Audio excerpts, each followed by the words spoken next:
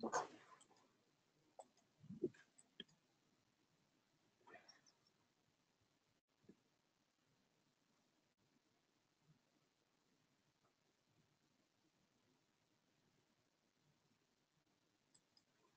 morning, and welcome to Connecticut Main Street Center's Webinar Wednesday.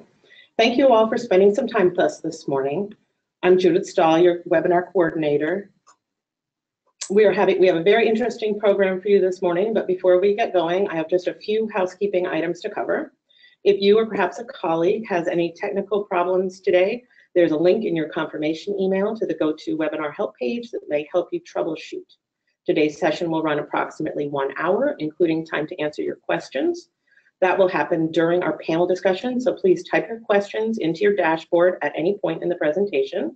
We will address as many as we can, and we'll post a question and answer sheet on our website, including any that we don't have time for today, along with a recording of today's session and a PDF version of the presentation. All of this, as well as archives of past webinars and workshops, are all on our website in the workshop archives under Education and Resources on ctmainstreet.org. On your dashboard, you also have several handouts available. You can either download them this morning or from the website archive. They include additional information about CivicLift, as well as samples of promotional materials used in Farmington. Finally, you will receive a brief evaluation when you exit today's session. We greatly appreciate your input so that we can continue to improve our webinars. And now one last thing before we get started on our presentation. I'm going to ask you a quick question. We'd like to get an idea of who is in the room. So we're asking, what is the current role in your town's Main Street? If you could just take a moment, please, and go ahead and click onto one of these answers. Mayor, first selectman, or town manager, municipal employee, economic development or downtown management professional, planner, property or business owner or developer, or I always throw in other if none of those seem to apply to you. Like I said, we like to have an idea of who we're talking to in the morning. So we're just going to give you another second if you wouldn't mind going ahead and clicking on one of these answers. And it looks like most people have. So I'm going to go ahead and close this and give you a quick idea, so you also know who's with you listening. Well, a lot of people chose other. So if you wouldn't mind giving me a quick note in the chat box, I'd like to have an idea for future reference what I should change some of these options to. But we have about 28% that are municipal employee and economic development or downtown management, and a few planners. So this is great. With that, I'm going to hand things over to Kim Parsons-Whitaker. Good morning. Thank you, Judith, and welcome everyone to our Webinar Wednesday, Curate Your Main Street with CivicLift. We're delighted we have so much interest in this topic. What I would like to do first, though, is to thank our sponsors, our Main Street Forums for the 21st Century. We do a lot of programming, including this Webinar Wednesday. And our sponsors are Webster Bank, New Alliance Foundation, Holman and Comley LLC, Fuss and O'Neill, and Connecticut Economic Resource Center. And so we get right to it. I would like to now introduce our guests in studio for today. We have with us Evan Dobos, the founder and CEO of CivicLift. And we're also joined by our friend Rose Ponte, who is the Economic Development Director for the town of Farmington. And you'll be hearing from Rose in a little bit, but I'd like to kick this off. Evan, why don't you take over? Great, thank you. Thank you everyone for joining us, and thank you Connecticut Main Street for hosting the webinar, and thank you to Rose for being here and discussing your experience with CivicLift so far. As it was said, my name is Evan Dobos, and a little background on me. I grew up in Litchfield and went away to school in New York City for graphic design. I stayed there for a few years after graduating, doing freelance work, and on weekend trips home, I'd mentioned to friends that I was doing some design work, and before I knew it, the business was better up here than it was down in the city. So I decided to actually move back. So with those opportunities and with the affordable rent, I decided to open up my business in downtown Torrington, and I operated there for about 9 years. And it just so happens that while I was there, Torrington received some grant money for marketing efforts. And since I was right there in downtown, the city encouraged me to bid on the project. And that's how I first met with Rose. At the time, she was economic developer there in Torrington. So I ended up pitching a few big ideas and we won the bid. And the challenge was going back to work with my team on developing the ideas that I pitched. But we ended up having a very successful launch, followed by a very successful year of marketing the site and utilizing it for Torrington. And soon after launching there, we were contacted by other neighboring towns to launch something similar for them. So we knew we were kind of onto something. And after launching 5 prototypes, we took what we learned and decided to invest in building out the software to help us deliver a better product faster. And this is really when CivicLift was born. So fast forward 3 years and we have finished our version 1.0, and late last year we launched our first new sites for the town of Farmington and soon after in Danbury. So I'll go through a few slides here to go over the goals for creating CivicLift in the first place, and hopefully some of our audience can relate to the problems that we were aiming to solve. So to start, let's think about all the moving parts that make up a community. We have businesses and schools and events, park and rec, city hall. There's a lot, and not only that, some of them have their own website or Facebook page or have articles in the paper. So before you know it, even the smallest of towns become fragmented pretty quickly with so many moving pieces. And now we're asking residents to visit X number of different sources just to keep themselves informed on their own community. Because of that, many of the wonderful things that are happening in your town might slip under their radar and therefore aren't all that embraced as they could be. So CivicLift takes all of these moving parts and creates a single cohesive channel offering a single resource to access everything a town has to offer. So in that way, you can think of CivicLift as an aggregator of sorts. But even more importantly, CivicLift has somewhat modernized how local content is distributed. And that's important because people today don't expect to have to hunt for information. They expect it to be automatically delivered to them online and through the little mobile device in their pockets. So CivicLift is a platform that matches those expectations, creating a much more informed resident base.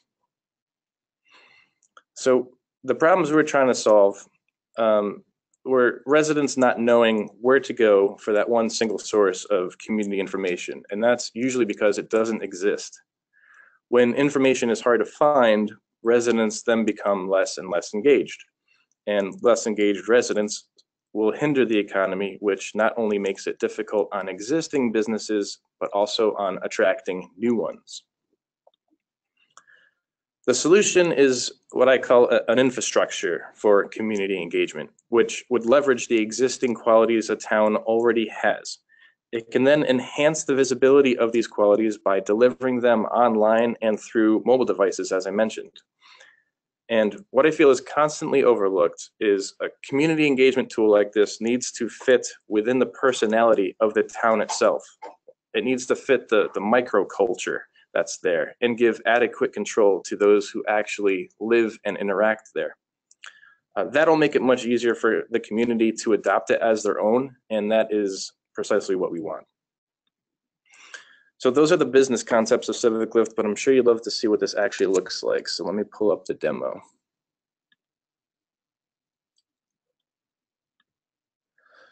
On your screen now, you'll see a sample website that I created for an imaginary town called Sample Town. This is what the front page looks like, and we kind of modeled it after the front page of a newspaper, in that you can see small pieces of content from deeper parts of the website spelled out for you, and if you are interested in one of these pieces, you can click through and read more. Obviously, how it's different than a newspaper is it's what we call hyper-relevant. In other words, this event that you're seeing right here on top is showing up here because it happens to be happening in 37 minutes. So if you visited this page 40 minutes from now, something else would be here in place, something relevant at that moment in time. So this page is constantly changing. There's reasons to visit this page numerous times a day. and it's probably the best feed that a community can have to show what's happening at that moment in time.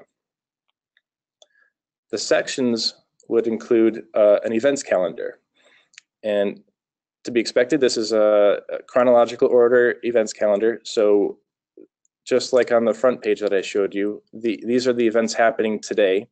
And if the events have passed in time, then they no longer show up on the top of the site. But a user can scroll down and see many events that are in the future. They can even go to this section of the site and plan a weekend that's happening next month, for example. So each event has its own information, pertinent information, but if you're interested in it, you can click on it and see a dedicated page that has more information about this event.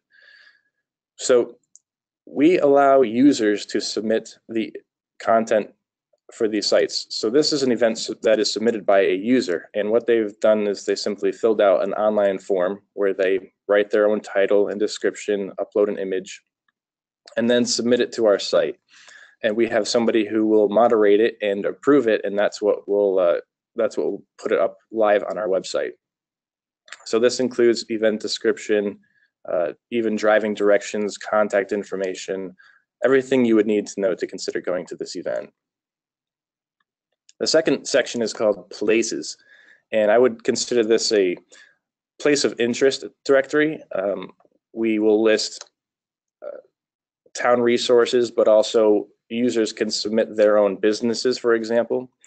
So if a business, so we'll say Kitchen Table Takeout, submits their listing, it's a free submission that they can do, and it includes the title and a description and even contact information.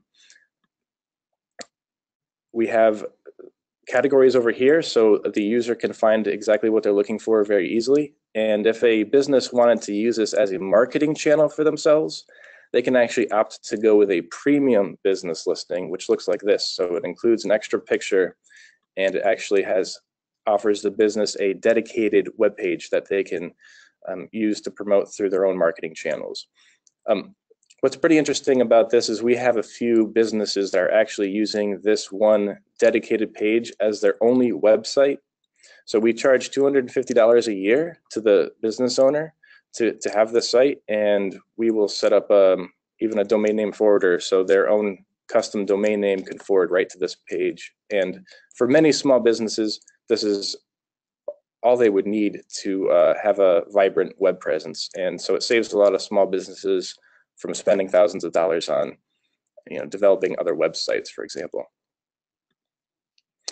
The last section here is headlines, and this is kind of a community blog / announcements platform, and we've identified numerous contributors who can talk about, for example, we had Rose writing some posts on economic development news happening in Farmington, and in another community we have a leasing agent who's talking about who's moving into town, who's moving out of town.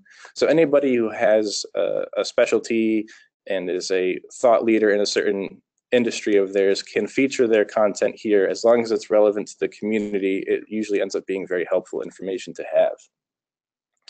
So that's the front side of the site. And of course, we have tools for each user to be able to manage all of the events that they're submitting, for example, seeing how much of an impact it's having, how many people are seeing their events, ways to share it. Same thing with businesses and the places that they submit. They can see, they can make edits and change everything on the fly. And so everything on the site ends up being very well updated and relevant. And I think a lot of community sites have previously struggled with keeping content fresh like this. And so this is part of the method that we use to ensure that that happens. Now that we've built this platform, it's important to realize that when we work with a new community, we don't have to spend much time on actually launching the website. We've built software that will do that for us very rapidly on our behalf. So when we engage with a new community, what we're doing is we get to spend our time working with the community themselves on marketing it to their own community. So we call it like a community adoption campaign. And with the tools that we've built into the platform for marketing And the strategies that we use to help the town make it a household name is part of the value that CivicLift provides, and we're constantly working with our customers on improving it. And we have a lot of features that we're also working on, and we're in constant development. So any new features that we release are then usable for each of our customers that are subscribed to our service. So that's essentially the quick demo of the platform. Great. I think next we want to do a quick showing of the Explore Farmington site. Absolutely. Yes, it'd be great to see this, how this actually all works in real life. Right. And get Rose involved and how fun this has been to set up. So it is one platform, but of course, as I said, we want it to really match the microculture that is in Farmington, for example. So it's custom branded, and they get to use, they decided to go with Explore Farmington. That's the kind of campaign language that they're using. So we registered explorefarmington.com and connected it to this platform so they can use that as their own marketing website. So all the content that you see here is, if you go to Explore Farmington today, right now, this is the live content that's on there. So we have business owners that are writing tips for Valentine's Day, because that happens to be relevant right now. This event is happening soon. Here's a post from Rose, and many other sources of what's actually going on right now in Farmington. The events calendar is up and operating. Many businesses have submitted their events and get featured here and are using it as a pretty effective marketing channel. And it's not just business events either. There's anything that might be fun for a social aspect or the community to do together. We find a lot of interesting events are being uploaded. These are all the places. These are individual businesses that have taken it upon themselves to submit and build a listing on the site. So a user can click through and see the many different kinds of businesses that are there, do a search to find any place that's having an event, search by category. And I call it a place of interest directory because it's not just for businesses. Town resources, if there's a park, in Farmington we had some trails and river entrance, right? That was a questionable part. And so it all gets rooted here, and later on somebody could filter out and search for exactly what they want. And the headline section is the posts that have been made by members of the community. This post was made just to show where to go to celebrate New Year's throughout Farmington. There's numerous places listed there. We had a gift guide around the holiday time to show all the small businesses and what they're doing. And so it's a good push to shop local. And it's nice to have a comprehensive list. And so somebody took it upon themselves to come up with this list and use our site to promote it. And many small businesses throughout Torrington were able to attract some potential shoppers.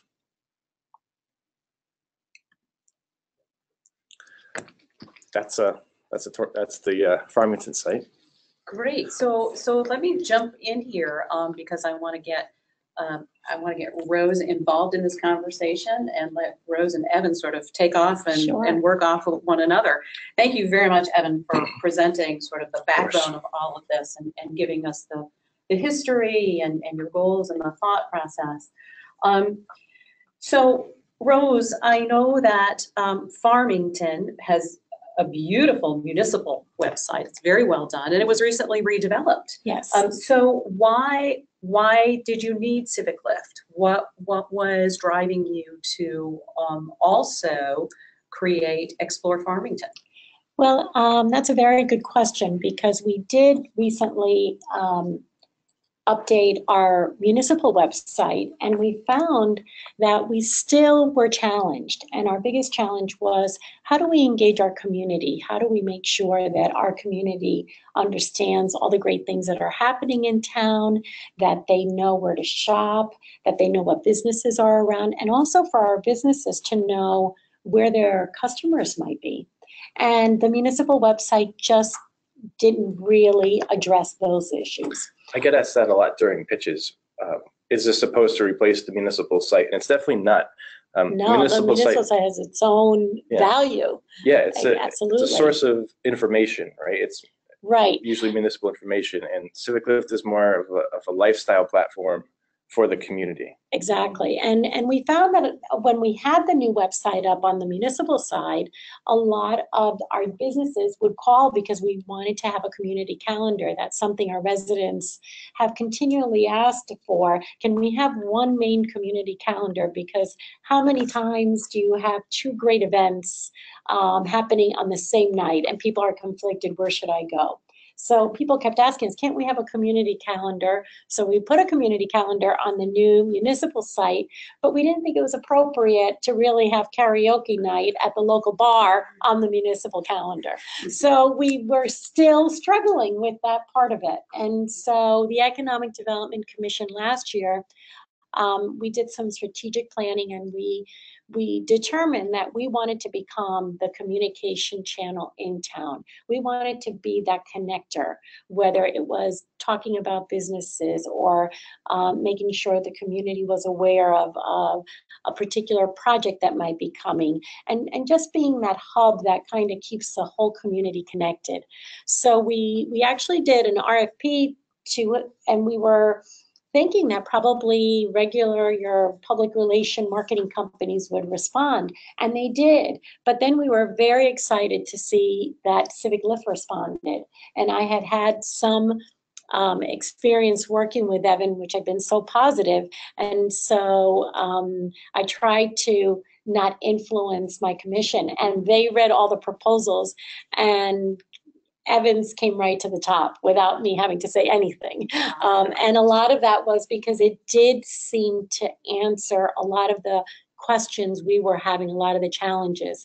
How do we engage the community? How do we have a nice open platform where people can find out what's happening? How do we encourage tourism? So we checked off all the boxes. And there's usually a typical process that when a town makes that kind of request for proposals, the first step is, okay, we're going to spend 4 to 6 weeks building out this website, and then we're going to maybe market it. And so the advantage of CivicLift is we're not spending any time developing anything. We've built that already. So right from the day one, we can work with them on marketing.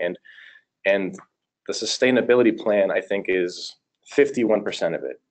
And the other 49% is the initial launch and how you market it. But it needs to be sustainable, because otherwise, what's the point? Mm-hmm.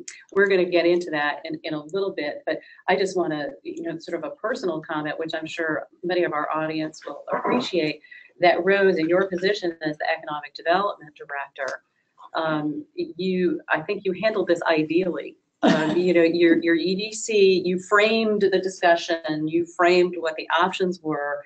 But the EDC, as the citizen volunteer entity for the municipality, had that framing in mind so that it was easy for them to go through the bids, the proposals that you got. Yes.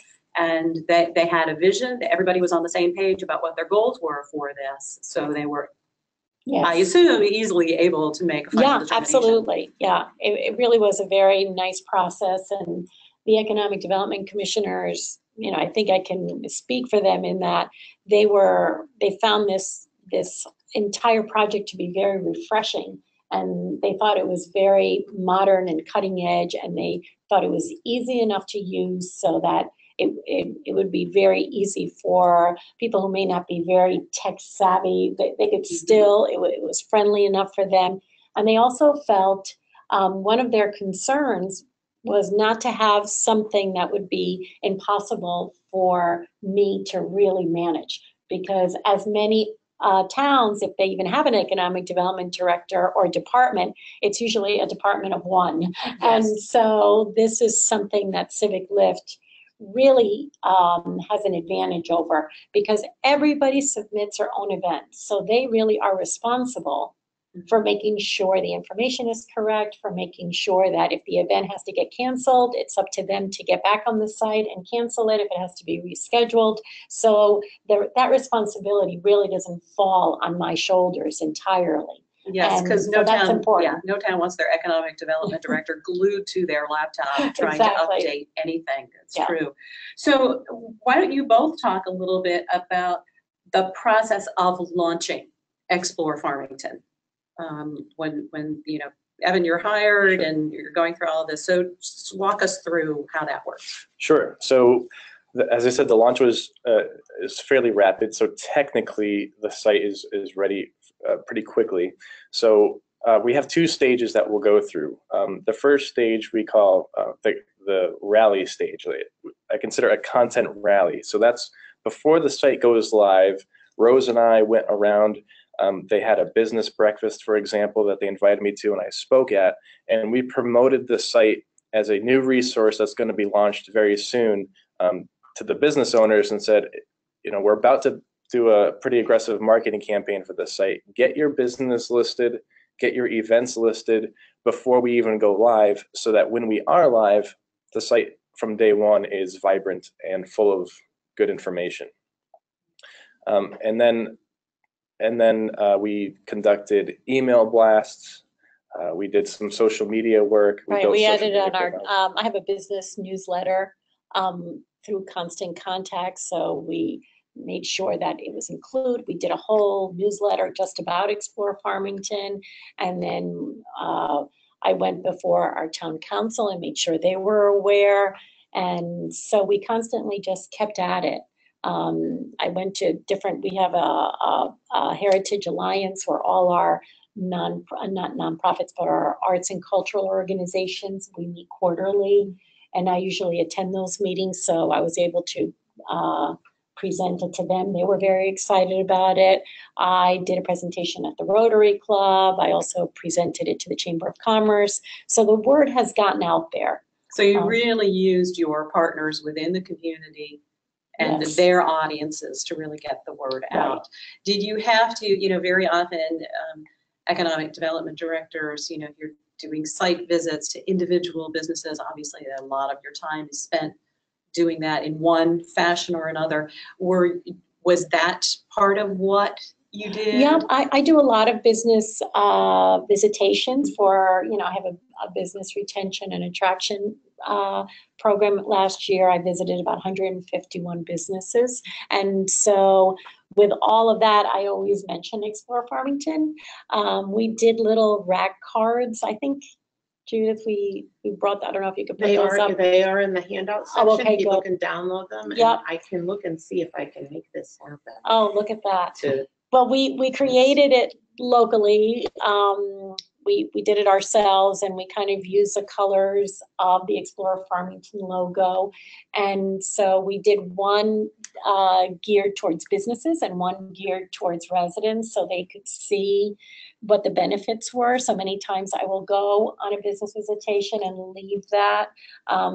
We also have an annual Unionville festival. So we had a booth and we did kind of a spinning wheel where if you spun and gave us your email, you spun the wheel, you got some prizes. So that enabled us to get a lot of email addresses. So we tried to be, very,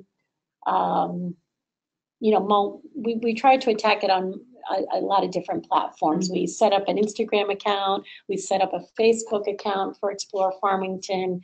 We made sure we told everybody to tag us and follow us and like us and So all that stuff. I'm showing the one that you did for the businesses. Yes. And then there's also one that went to residents.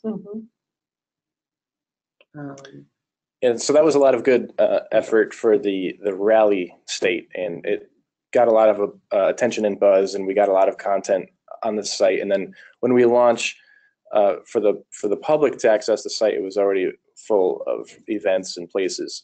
And but there's still marketing efforts that need to take place, or sustainability efforts that need to take place after you launch.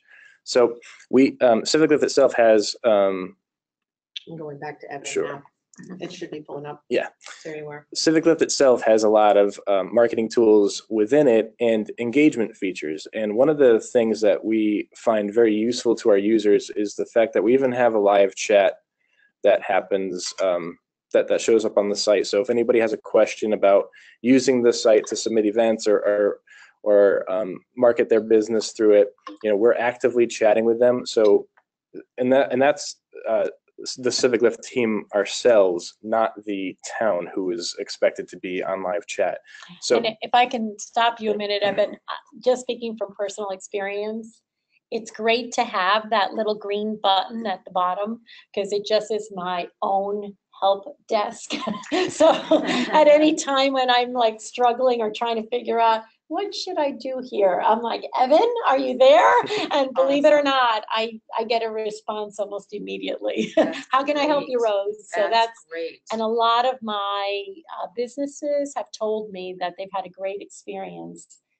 Again, it's very easy to use, but if you're not used to using it, you might be having a few questions, and then a lot of the businesses have really liked that feature. Yeah, and what's great is that it helps me see keep an eye on what kind of content is coming in, and who the power users are, and then I start to realize that there's a lot of really great content on here. Maybe we can use this to create the next email blast that we do, or maybe we feature it on social media and do a post. And I will be speaking with Rose about, hey, this user has this really great event coming up. What do you think? Should we promote it this way? Should we put it through this channel? So that has to deal with the ongoing marketing efforts and the ongoing involvement that CivicLift has with our partnering communities. Good, excellent. So we've heard a lot about all the great stuff. So let's balance this out. What, firsthand, we've got the team right here. What have been some of the challenges? What do people need to be aware of if they're really, and we hope they're really seriously thinking about this? I would say what surprised us, we thought this was such a great platform that everybody would run to want to submit their business and put up their events. And that didn't happen as quickly as we thought. We do have quite a bit of people using it, and Evan sends me a report every Friday that tells me who the new users are, how many people are on the site, how long they're on the site, and that's very helpful. But it was a surprise. I really thought it really addressed a lot of things that people were asking for. And when we were talking about it, everybody was so excited. But then when you put the actions, when you look at words and actions, still there is some, I don't think hesitation. It just is like, oh yeah, I better post that tomorrow. Yeah. So I was a little surprised at that. How do we get people to really, come on, submit your event? It's not that hard, or submit your place. So. And how about the people the public that are going to it? Is it that same, is it equally a little behind what you would expect it to be, or? Well, it's funny because when I worked with Evan in Torrington, I think it was in Torrington, we were really focusing on our Main Street businesses, and it was a very defined end user. And so that site took off all on its own. And so because of that experience, I just assumed it would happen in Farmington.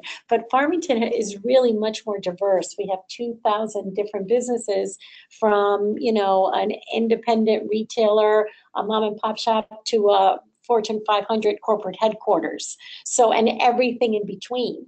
And so it's much more of, a bigger audience. So I think it's just going to take us a little bit more time. When did Explore Farmington go live? We went live the second week in November. Okay, so it's still fairly. It's still fairly new. And so to address some of that, we had put some money in this project. We had put some marketing money behind it. So we are going to be meeting with a marketing consultant to really help us, because I feel that maybe I'm lacking that expertise. How do we really use social media to promote Explore Farmington? How do we best break down any barriers that might still exist that's preventing some people from posting? Did some people post in the beginning and then they kind of stopped? What do we need to do? And always communicating with Evan. And Evan has been so responsive in that anytime we found a little glitch on the site, something wasn't working the way we wanted it to, he immediately addressed it. And he's also addressing our concerns. Like if we tell him, some people aren't posting as much as they used to be, he's trying to look at, all right, what do I have to do to make it even easier? So that's been very good too. So Yes. If we did run into problems, which we did, because I think we're a first adopter, I like to call ourselves. So, you don't know what you don't know until you figure it out. And all of a sudden we launched and we're like, wait a minute, what happened here? And Well, in 10 years of having a web design business before all this, I understood that it is not build it and they will come kind of mentality. yeah, It never works out that way. Even when the market research we did, and we found out so many people were going to be interested in it, and then saw that the content wasn't coming in the way that they said it would be. yeah, I realized that, and I've realized this even before we launched, that we have we have to consider other ways of how to pipe in content. And if one business owner has a website and a Facebook page and they're already submitting events to that, are they really going to want to go to a third place to submit events to? And so we're constantly working on we're working on an integration with Facebook events right now, so that we can automatically pipe in those events that are public. And there might be a partnership and relationship that we make with the local Chamber of Commerce and have their calendar.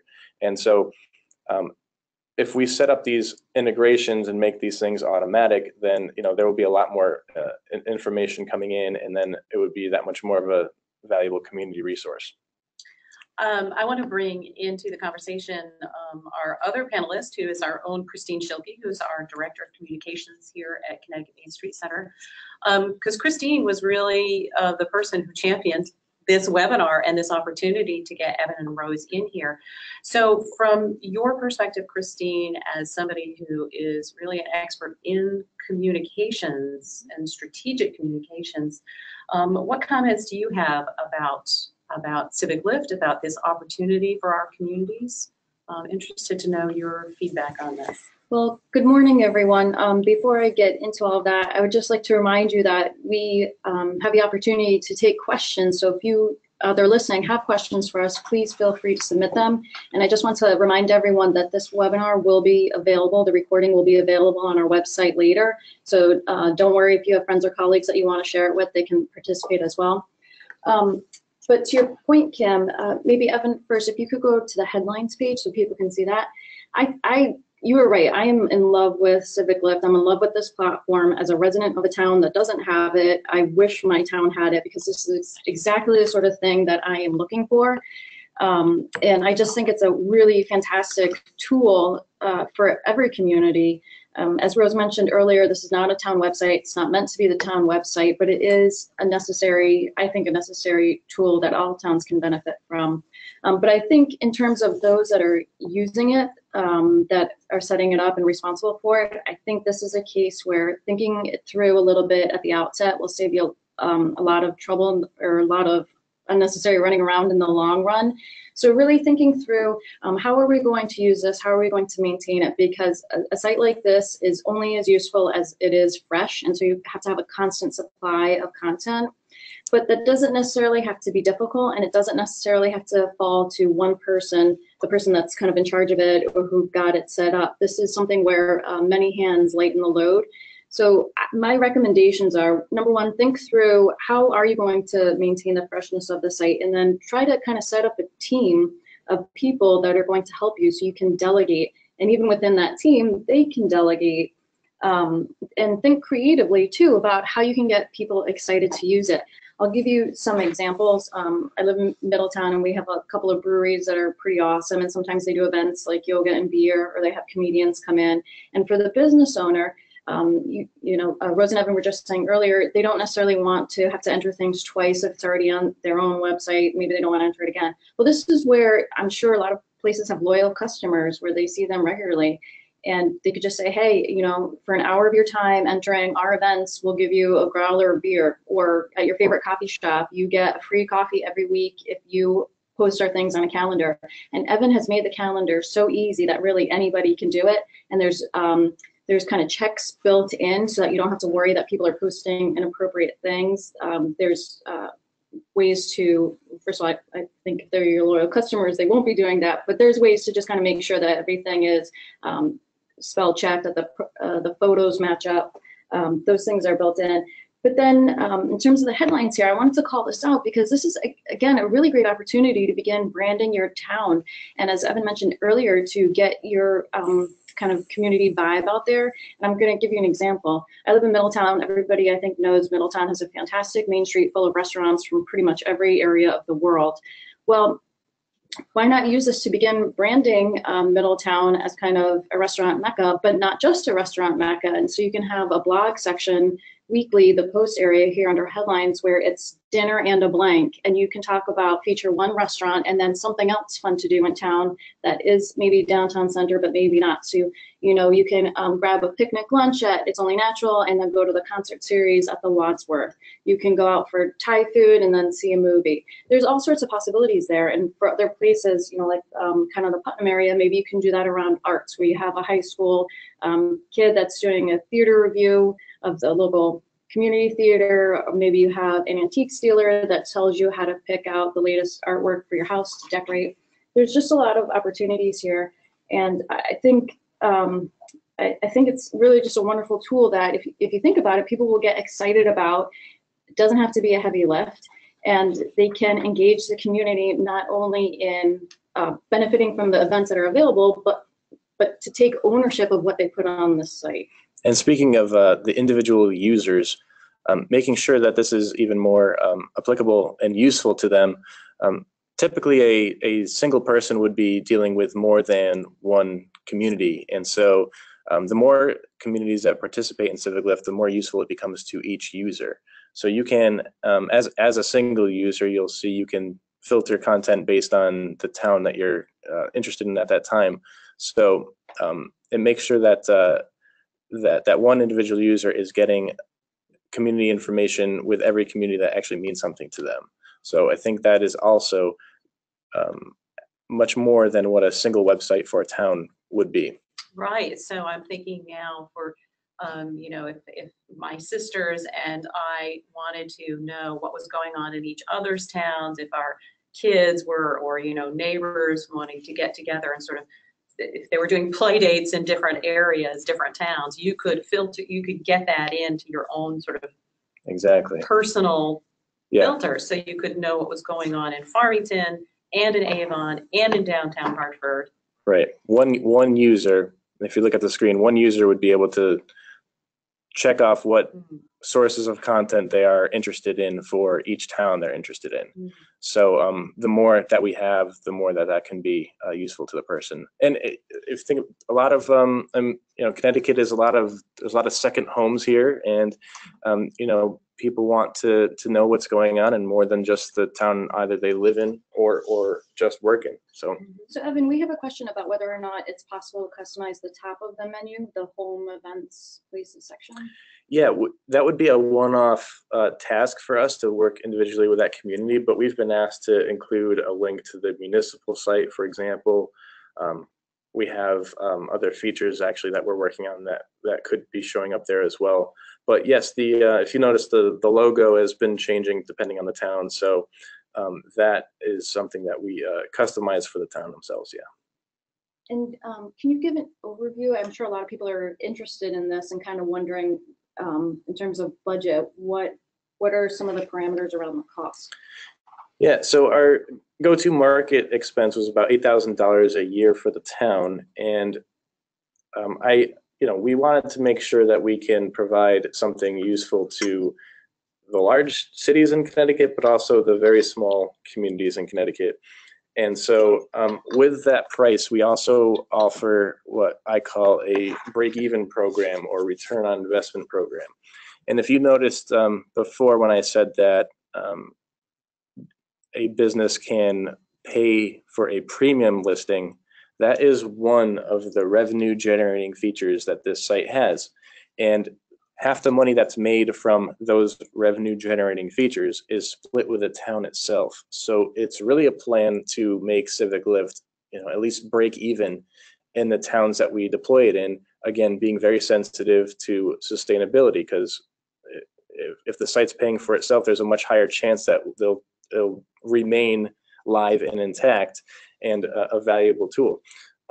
We had experiences with some of the 5 prototypes that we did where, yes, we had a budget for 1 year to launch a site and run with it.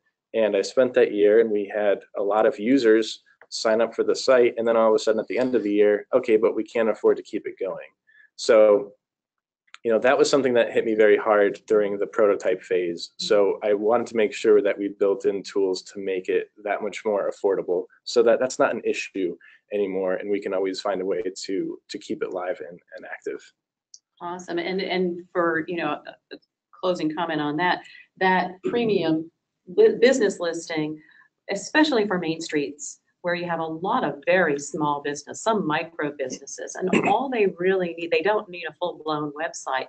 That web page can work. I can envision that working for a lot of small businesses on Main Street.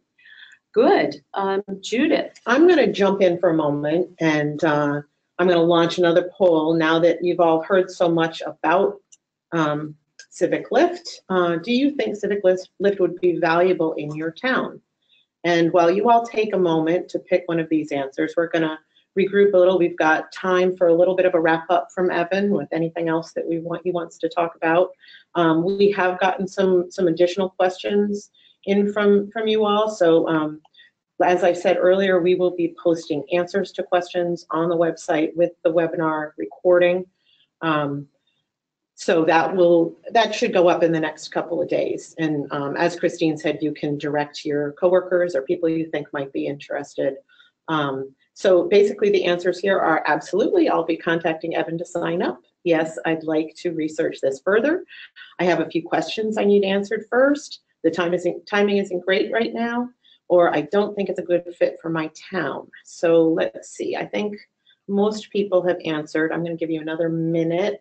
But it looks like there are a lot of people who are in that second bucket of, yes, I'd like to research this further. We're about 72% there.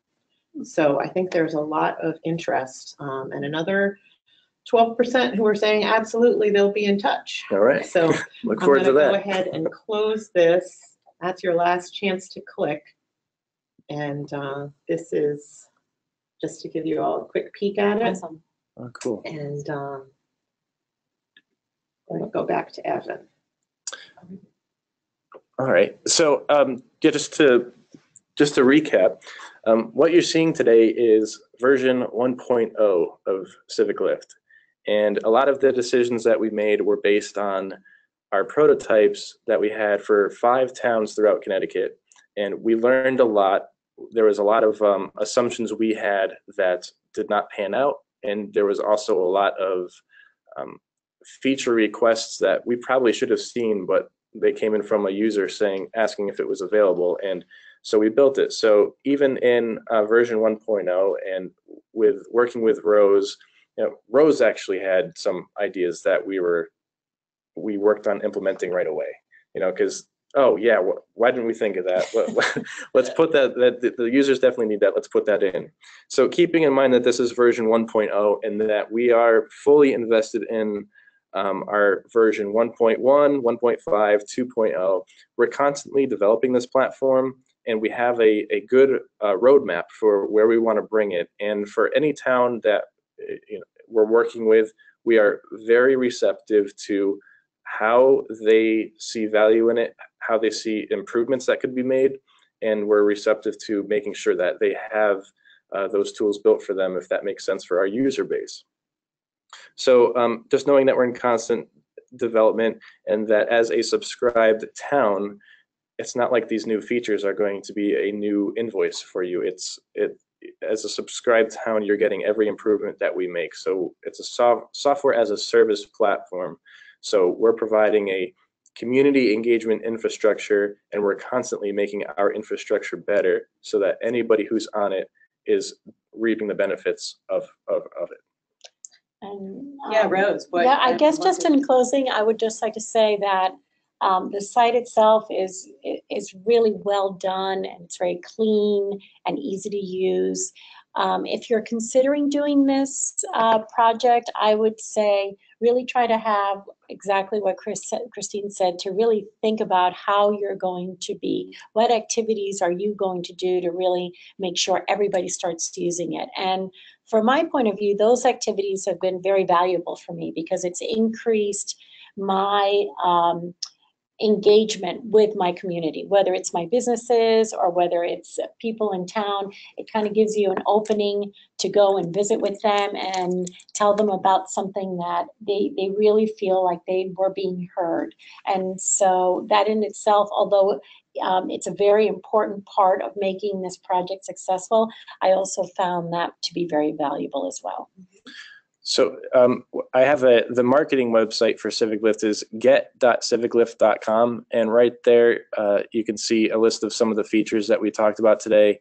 Watch some other videos that we have, demo videos, but also the ability to book a demo with me right then and there. So for those who are interested in learning more, please feel free to use that link and to book a demo with me. And I'm available for both on-site and remote online demos. So can you just repeat that? It was Yeah. get.civiclift.com. That's right, get.civiclift.com.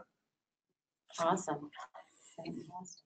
We have just a couple of minutes. Evan, can you just speak briefly to other towns in Connecticut that are either online with it or looking to be, or we're getting some questions about who else is out there. Okay, yeah, the prototypes we launched were for Torrington, New Milford,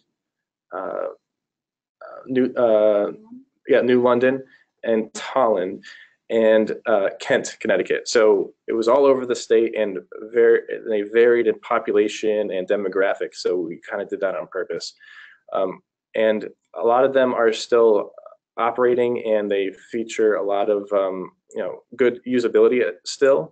We're probably going to be revamping those platforms and upgrading them to the new platform after speaking with them about that.